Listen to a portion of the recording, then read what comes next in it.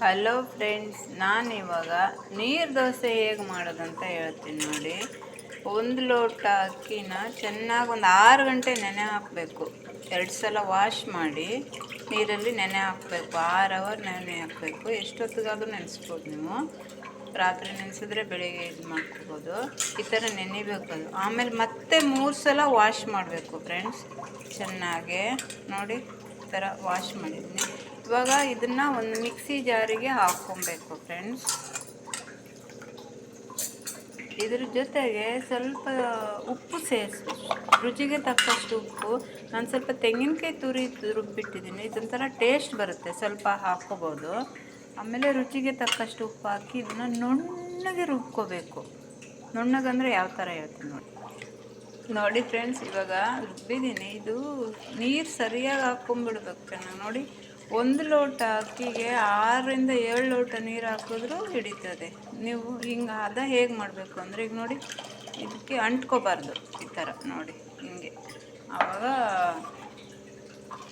ಬಂದಿದೆ ಅಂತ. ಇವಾಗ ಇದನ್ನ ಮಾಡೋದು ಹೇಗೆ ಅಂತ ಚೆನ್ನಾಗಿ ನೀರು ಹಾಕ್ಕೊಂಡ್ಬಿಡ್ಬೇಕು. Thank you friends. ಇಷ್ಟ ಬಂದರೆ ಸಾಕು. ಇವಾಗ ಒಂದು ತಾವ ಇಟ್ಬಿಟ್ಟು ಸ್ವಲ್ಪ ಎಣ್ಣೆ ಹಚ್ಬಿಟ್ಟು ನೀರಾಗಿ ಹುಯ್ಕೊಂಡ್ಬಿಡ್ಬೇಕು ನೋಡಿ. ಈ ಥರ ಮಾಡ್ಕೊಂಡ್ಬಿಡ್ಬೇಕು. ಇದನ್ನು ಕಂಪಲ್ಸರಿ ಮುಚ್ಚಿಬಿಡ್ಬೇಕು. ಮುಚ್ಚಿ ಬೇಯಿಸ್ಬೇಕು ಅದನ್ನ.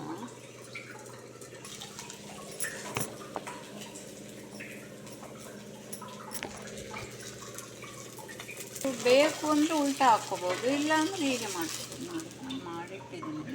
ಈ ಥರ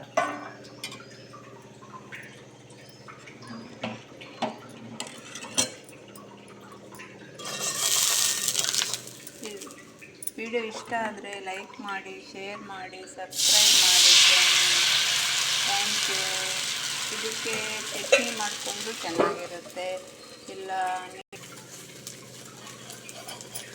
ನೋಡಿ ಫ್ರೆಂಡ್ಸ್, ಎಷ್ಟು ಚೆನ್ನಾಗಿ ಬಂದಿದೆ. Thank you friends.